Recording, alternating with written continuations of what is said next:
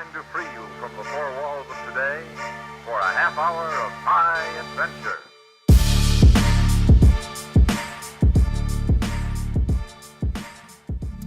We're joined this week with Dr. Joseph Shaw from Oxford University. Joseph studied PPE here at Oxford before completing his doctorate in philosophy, and after being Director of Studies in Philosophy at Sir Bennett's Hall, he became a tutorial fellow of the college. Amongst other topics, Joseph teaches ethics, Aristotle's Nicomachean Ethics, and medieval philosophy, of which he gives regular lectures on here in Oxford. Joseph is the author of many publications, including the Utilitarianism entry in the New Catholic Encyclopedia of Philosophy, and also an article entitled A Paradox of Utilitarian Thinking, The Uselessness of Terror Bombing, which will form part of our conversation today, and is also on his philosophy blog online, casuistrycentral.blogspot.co.uk. We are also joined today with Hilary Tatlow.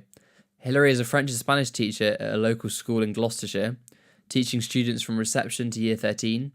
She is also very keen for me to let you know that she was the 1976 discus champion at the school that she attended, and is also an expert in French dessert creation, so if anyone listening would like a dame blanche, then please do get in touch. She is also my mum. So Joseph, it'd be great if you could just start by giving us a sort of overview of what utilitarianism is.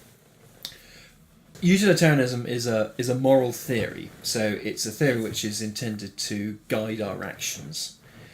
So we can ask utilitarianism as a theory, what should we do in a particular situation? So if we describe the situation fully enough, then the theory or the version of the theory we're considering will in principle give us an answer. The answer for utilitarianism will depend on how the different options that we have open to us will affect the future in terms of their consequences. So it tells us to do whatever action will bring about the best consequences. So this was a theory which was formalised in the later part of the 19th century, mid-19th century, by Jeremy Bentham and then John Stuart Mill and various other people. And it contrasts with ordinary moral thinking, which doesn't limit itself to the consequences of actions, but asks what the actions are like in themselves. So, for example, if it was an action which involved deliberately torturing a child, for example, we wouldn't normally say, well, maybe we should consider that if it brings about more consequences than this, alternative action. We might just say, well, that just rules it out, because I'm not going to get into the business of torturing children. No, hopefully not. Is it linked to religion, or is it stands on its own? Utilitarianism? Yes.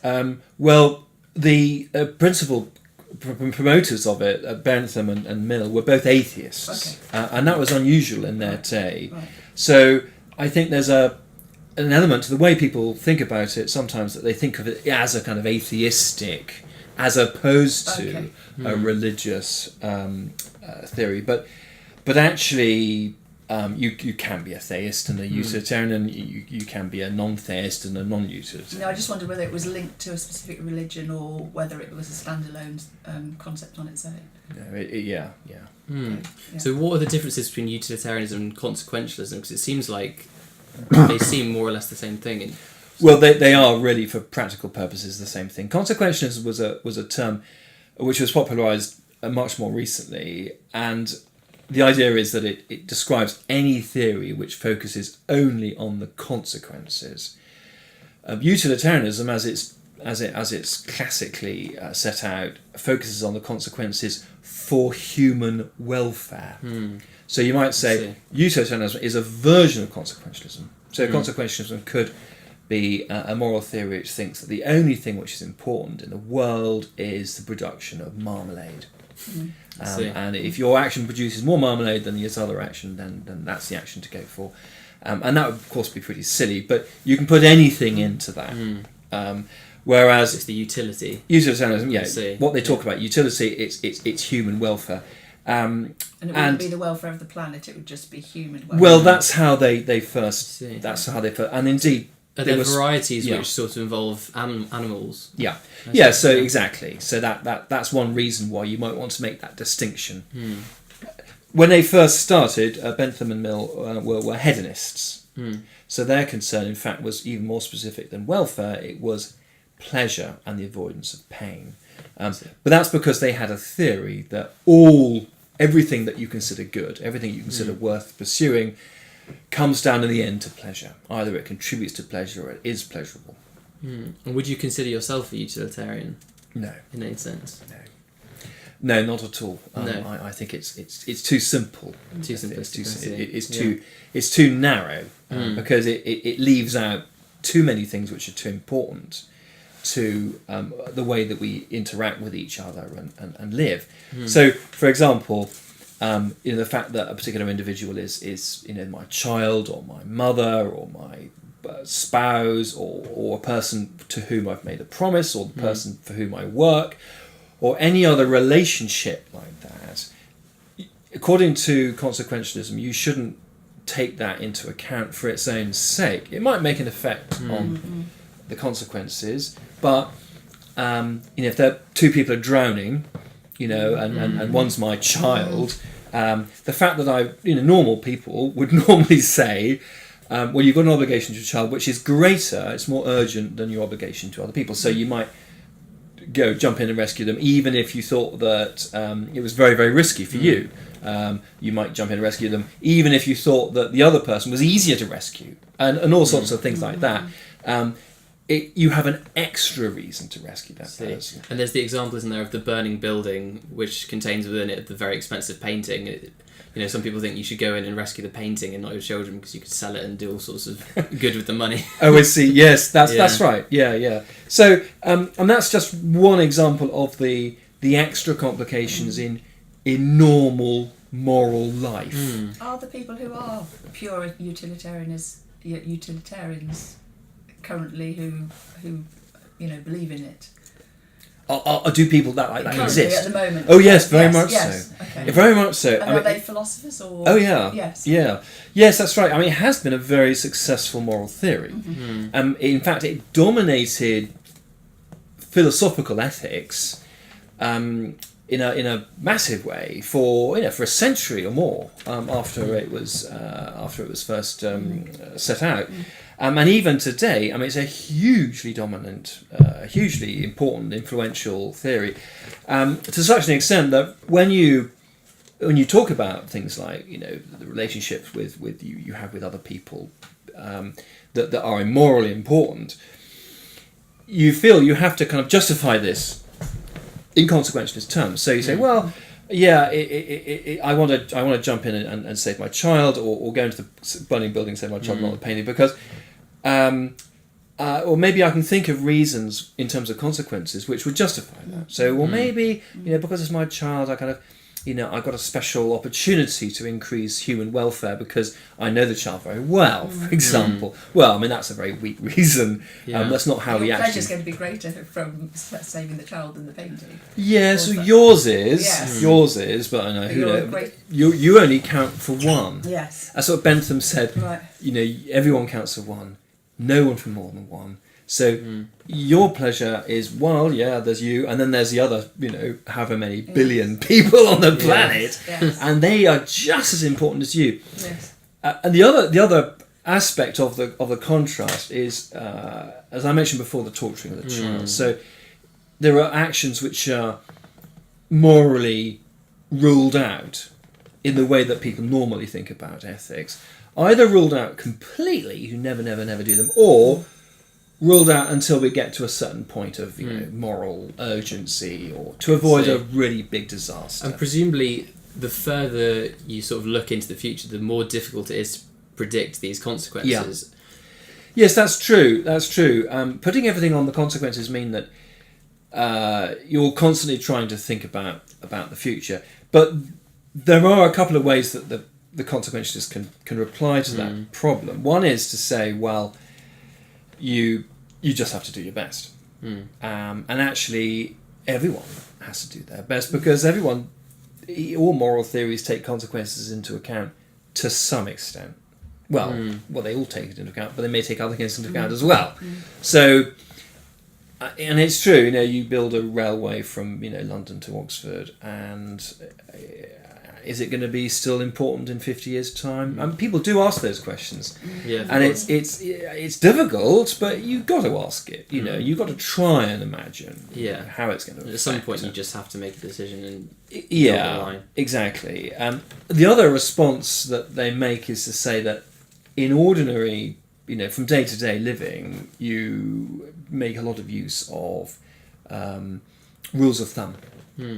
So you work out sensible sort of maxims, rules of thumb to live by, and then you live by them, and then you perhaps every now and then you take a step back and ask whether these rules of thumb are really the best ones, and you change them if you think you want to. But normally you're not constantly thinking about what's going to happen in 100 years' time, what's going to happen to distant people or anything like that. You're just applying these rules of thumb. So they'd say, oh, it's a really good rule of thumb to keep the promises, to work in your job in the normal way, to look after your own children, to maintain your own house so it doesn't fall down, and all those sorts of things. Because, you know, generally speaking, that's a kind of good idea. But if there was an emergency, of course, then all that would be thrown to the wind, and you're kind of saving the two people. So in your article, you say that utilitarian agents fail with depressing regularity. Yes. So is it the case that the utilitarian project would always be self-defeating in practice? Or would it be possible, do you think, to construct one which couldn't fail?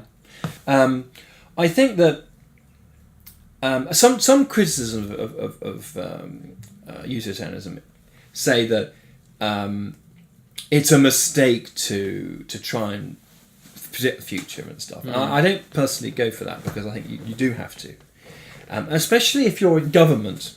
I think that the theory makes a lot more sense if you think about people in government, because in government you have to be impartial, you have to think about consequence, you have to think about long term, you're concerned about benefiting people, and less so about the other things which make up such a large part of ordinary moral life.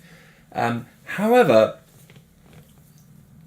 if you think about what governments do to increase human happiness, they often make mistakes, and it's not only because of ideology or incompetence. It's because there were things which they simply couldn't predict. So just to some random examples, on the program of slum clearance and putting in people into high-rise blocks, it's very well intentioned and quite carefully thought through. It was all the latest building materials and the latest theories about architecture and all that stuff, and it was a terrible disaster in terms of the effect it had on communities. And everyone agrees with that now, but they didn't know that in the 1950s. And they're not really to blame. What one could say is that they should have taken more account of for want of a better word, tradition. The way people have always lived. They were proposing to make people live in a completely different way. It's like the same happened in France. After the war, they were trying to push up the population because all the men had died during the war. So they introduced a law where they encouraged people, every child they had, they got a payment for the child. So people were having huge families, and then they had to house them in, and they created these new towns, which totally didn't work because they were suddenly planted into the places whereas normally they traditionally evolve. We need this, we need that. We'll create it. It wasn't organic. That's exactly right. Yeah. And I think that's so it's always a temptation when you've got a lot of power and a lot of resources, and you're genuinely thinking about people's welfare, and you're thinking 20 years ahead and 50 years ahead, and you do all kinds of radical things, and the record for those sorts of things is very, very poor. Now, so World War II is the example. Well, that's I mean the example I discussed in my blog was the bombing of German cities like Dresden in the Second World War, which very controversial at the time on moral grounds.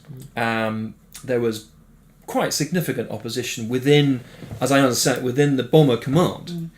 So it wasn't that everyone agreed with it at all. People were very troubled by this, but there was an attitude of ruthlessness. We've got to win this war, and winning the war will, of course, benefit everyone. Winning the war, the killing will stop. So you can kind of understand that.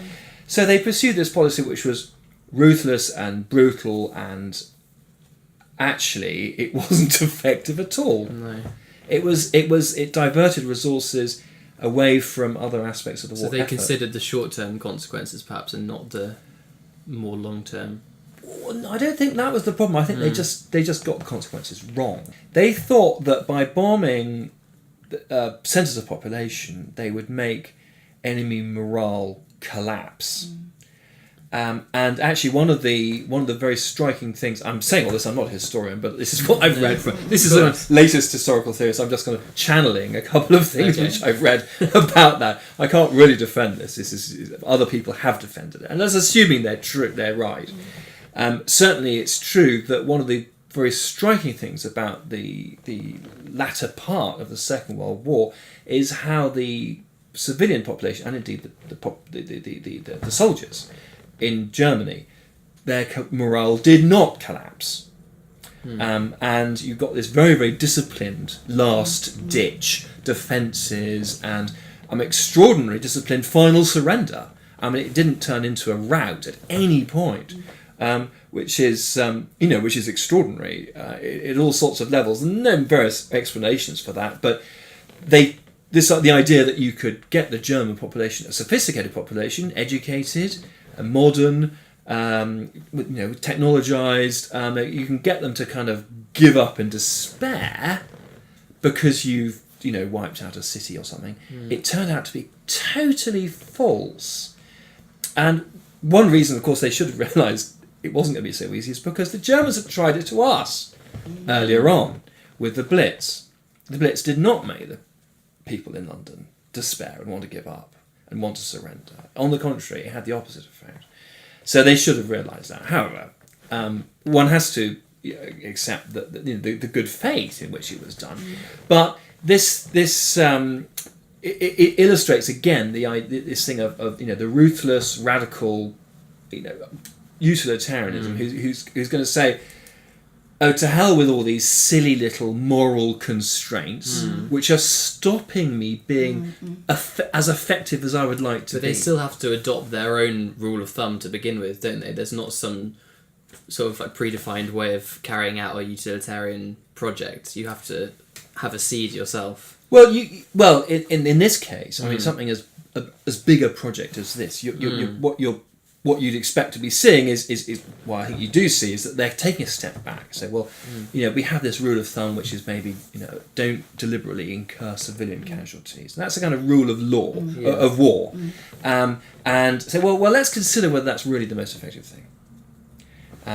Because, that's what you'd expect in any normal consideration of just war. And I don't just mean this kind of specific just war theory of a particular person, but, the rules of warfare over many centuries, comes down quite hard on targeting civilians. I mean, it happens a lot by accident, but to do it deliberately. So they thought, well, you've got to be fairly sure that the consequence is what you predict, haven't you, to in order to do that. Yes, that's right. Well, yeah. Could the other side of the coin be, they've set out with good intentions, and we're saying these utilitarian projects have failed. Yeah. Could you not also say that we've seen the final consequence? Could the consequences not turn out to be good in some weird, chaotic way? Well, they might, because you don't know. But that's not. What the consequences they were trying to bring about did not come about. I see. And that's the collapse of enemy morale. So. As far as it's possible to tell, it didn't have good consequences. I mean, people have calculated that it added 6 months to the war, for example. That was obviously the opposite of what they wanted to do. Yes, of course. So are there any modern versions of utilitarianism?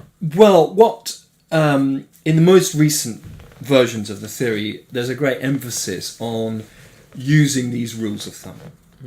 So they try to respond to various objections. One is that it would take too long to work out what to do. Another is that it would be too demanding on the agent. You'd have to give away all your own things and send your money to Oxfam and until you were kind of as poor as someone in Outer Mongolia who's starving. And until that point, you'd have to give everything away. Well, in response to those sorts of objections, they say, it is very difficult to work out what's going to happen in the future. and it's a great mistake to spend all your time instead of acting, kind of trying to work things out. Human beings are surely too egotistical for that ever to work en masse. Well, yeah, that as well. So what they say is, we'll just use the rules of thumb, and the rules of thumb can look very like what we do normally. So, don't go around killing people. That's a really stupid idea, And yeah, by all means, by all means. Are there some rules of thumb that are consistent, like constant across every civilization, that you could pull out as being how you should behave? Well, if you're thinking about ordinary moral thinking, then yeah, indeed you can. You can look at around the world, and there's nowhere. I'm aware that there are some very, very odd tribes out there, but basically, I mean, with very, very few exceptions, there's nowhere where there aren't very strict and rigid constraints on who you can kill. Stealing, and there are also always structures surrounding sexual behaviour. So there's a great deal of agreement about across cultures. And the disagreement is interesting as well, because often there are exceptions that prove the rule, in the sense that people who accept slavery, for example, have to explain it by saying that the slaves are not really human, or they're kind of inferior, or they need to be slaves because they're stupid, or obscuring the fact. All those sorts of things, because because the basic idea that normal people should not be enslaved is actually still preserved, even if they make this enormous exception to it. So there's that. But consequentialism, of course, is wants to break through all those sorts of rules. They think that they're just superstitious.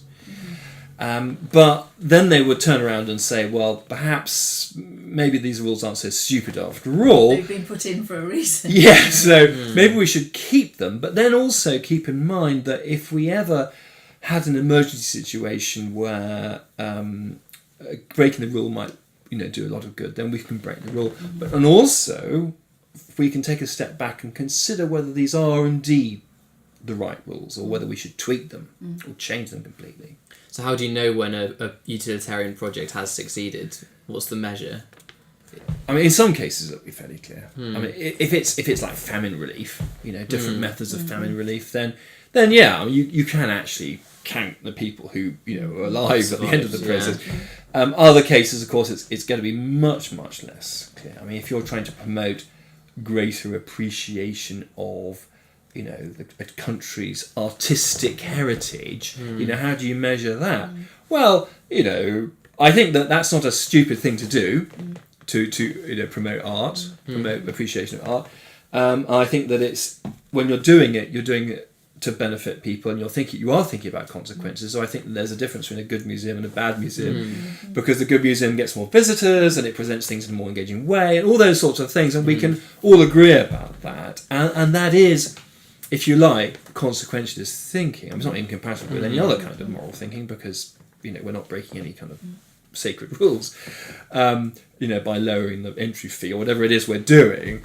So that's fine. But I think again, it's this is a kind of consequentialism where it's difficult to see the consequences. There are kind of practical problems about doing the calculation, but actually that's not really the problem, because we are happy to do those sorts of calculations anyway. Even non-consequentialists like me are perfectly happy to have a discussion about museum opening hours, and try to think what would have the best, given our limited resources, would this pattern of opening hours be better than that pattern of opening hours? Well, yeah, it's difficult, but we have to have that conversation. We have to try to imagine the consequences. And you can bring in certain kinds of evidence, and you can it's not completely hopeless. But what you aren't going to end up with is some sort of magic number. No. This is worth exactly a certain number of hip transplants on the NHS. You know, you're never going to end up with that. But what you are going to have to do is, if you're deciding where to put taxpayer money, you are going to have to bear that in mind. You know, what about on an individual scale? So if we just want to say, will this activity bring me a greater good or not? So is there a distinction between different forms of happiness, different pleasures? Yeah, well, as I mentioned, the first utilitarians were interested in pleasure, as that was their understanding of human goods. So everything comes down to pleasure, either because it promotes pleasure or because it is pleasurable. And having just one ultimate good was, I suppose, makes it simpler. So you're always comparing what pleasure with pleasure, greater pleasure with less pleasure. If someone's pleasure impinges on someone else's suffering, then well, that of course conflict, you do have to bring in suffering as well. Yeah. So you can compare pleasure and suffering, and that's a good point actually, because it's not clear that suffering is a kind of negative pleasure. It's not. Doesn't quite work like that. Anyway, Be nice if it did. more recently, though, utilitarians have realised that pleasure hedonism, the theory that pleasure is the only good, is not very plausible. So, for example, people want to say that art is a good, even if it's not connected with pleasure. Artistic greatness, you know, or scientific knowledge, that's a good in itself. When you're pursuing scientific knowledge, you're not necessarily pursuing scientific knowledge in order to get pleasure. You can be pursuing scientific knowledge for its own sake. Is there any basis for that claim? Well, the way to test it would be to ask yourself, or ask someone else, what are you ultimately seeking?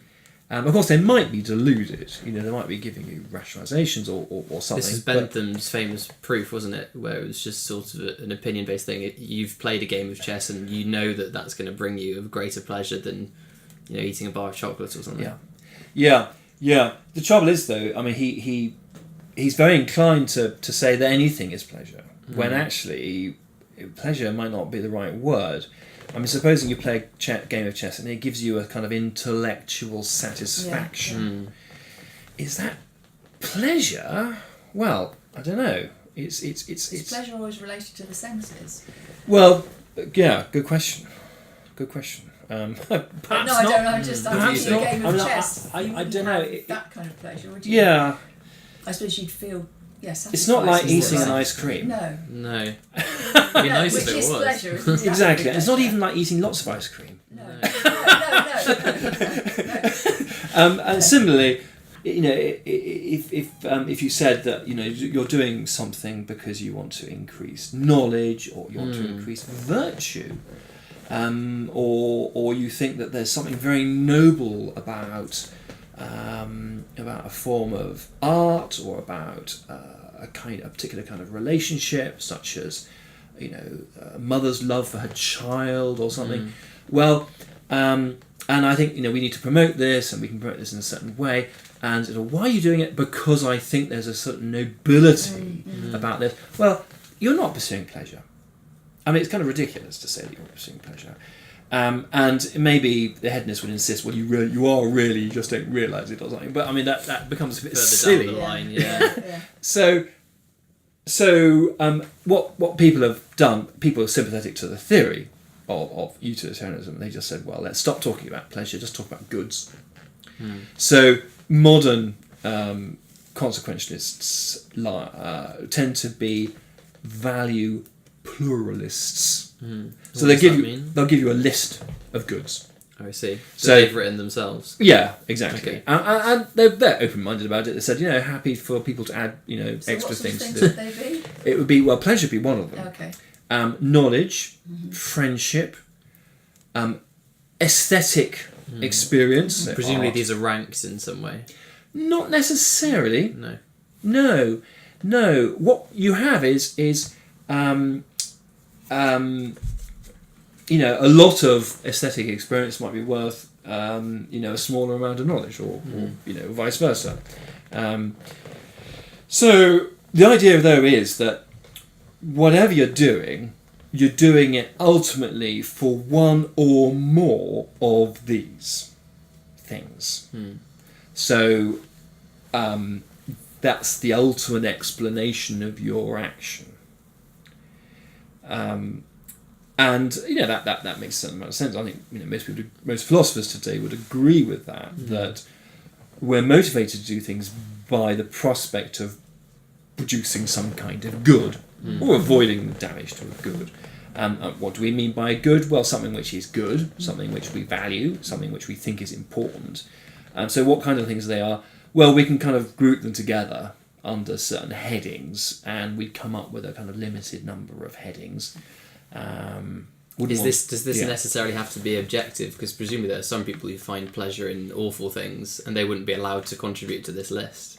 Well, that's a good question. I mean, that's one of the problems with hedonism, because people do take pleasure in unpleasant things, and if your whole theory is focused on pleasure, then that can cause quite nasty consequences.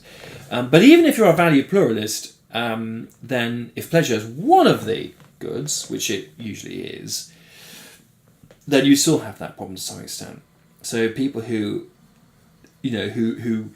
hate some unfortunate group in society and just love watching them being beaten up and stuff, and unfortunately this of course is a historical phenomenon. We all know cases of that kind of thing. Well,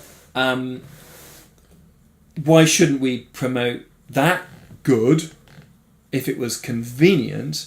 And what common sense morality says, if it's not been corrupted, is, well, because it's wrong to take pleasure in that.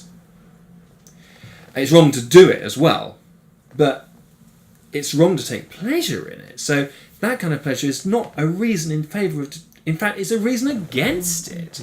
I mean, I'm supposing that you were, causing pain to someone for good reasons, like you were conducting surgery, and, you wouldn't want a whole lot of people in the kind of viewers gallery watching you because they loved the idea that you were slicing up the people that they hated. I mean, that would be really corrupt and kind of weird and bad. So we wouldn't want to say, oh, because he's such an unpopular bloke, then we're going to kind of get everyone to watch. That's just a really sour kind of moral idea. But consequentialism finds it difficult to explain that.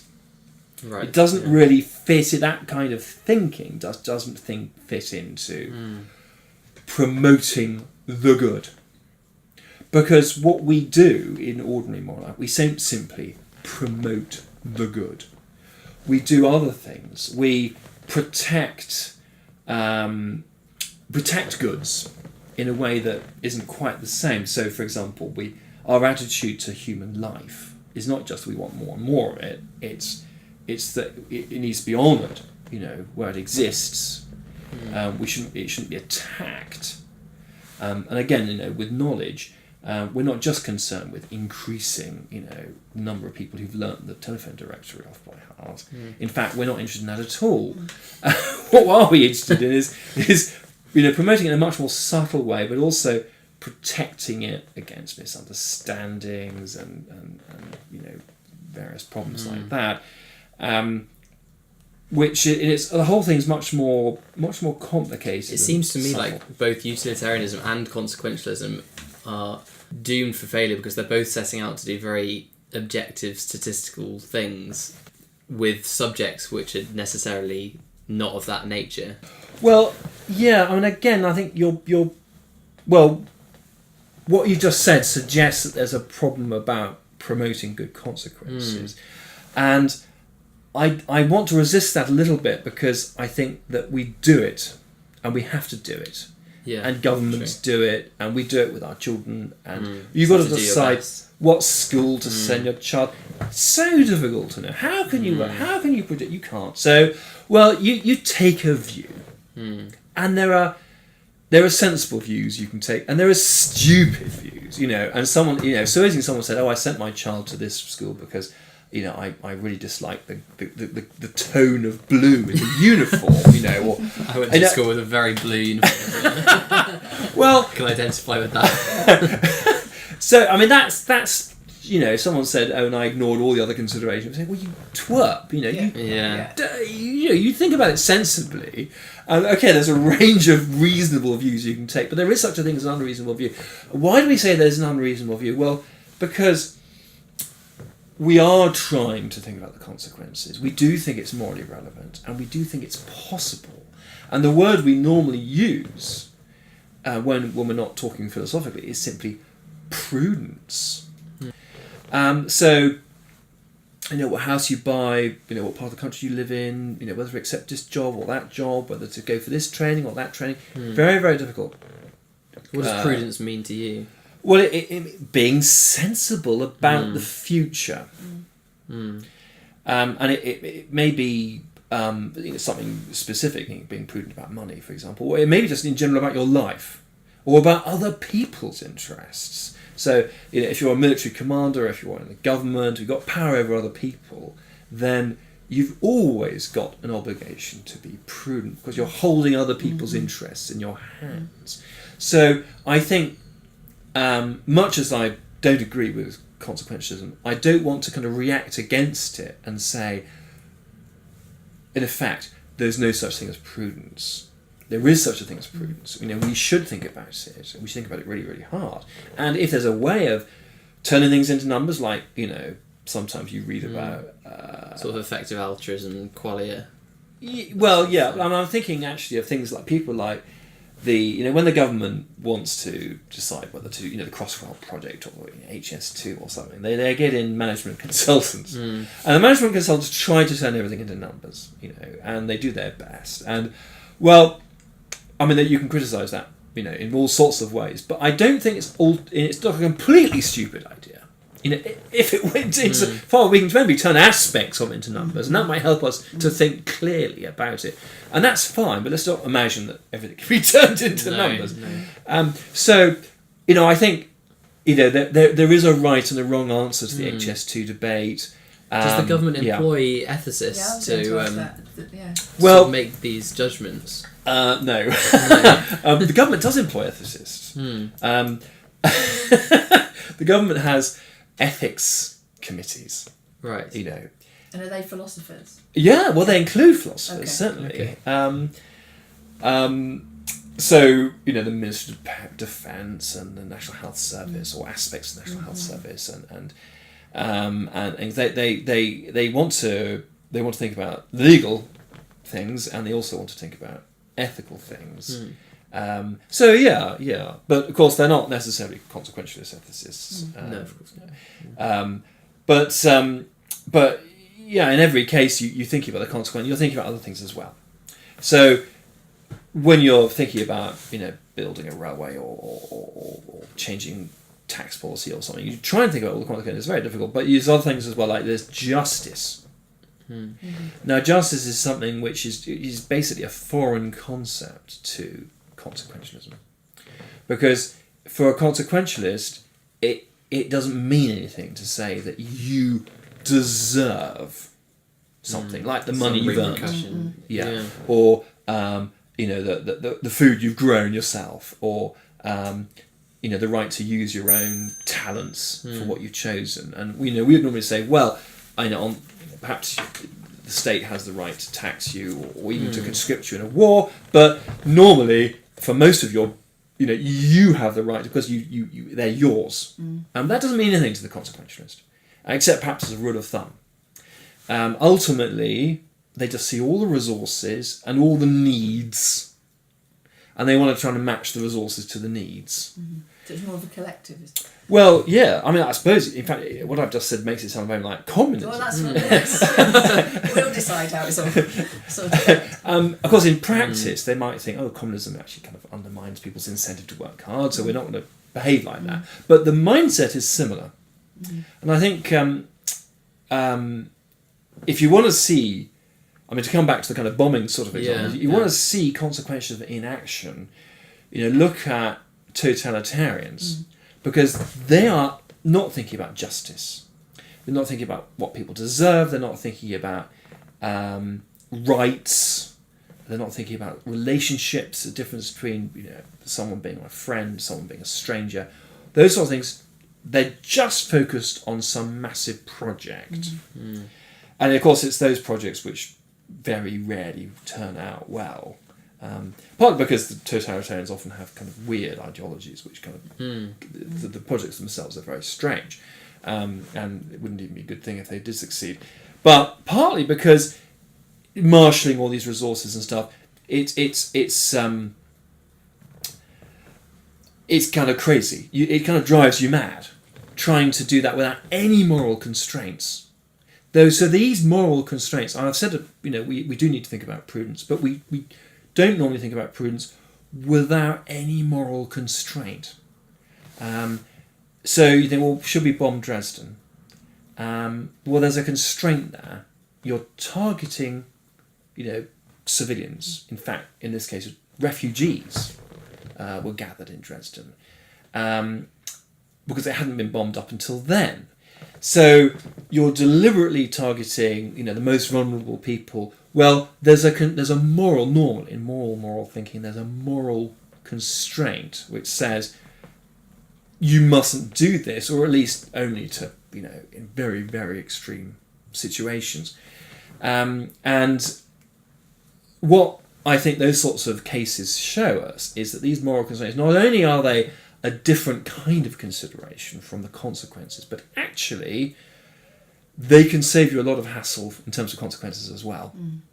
Because they stop you undermining fundamental aspects of human dignity and human society, which are enormously important, and you can't see how important they are until they've gone. Thank you so much for having us. No, you're welcome. Brilliant. No, it's really Great conversation. Yeah, it's really good. Thank you for Thank you very much. explaining things in Thanks. ways that someone like me can understand.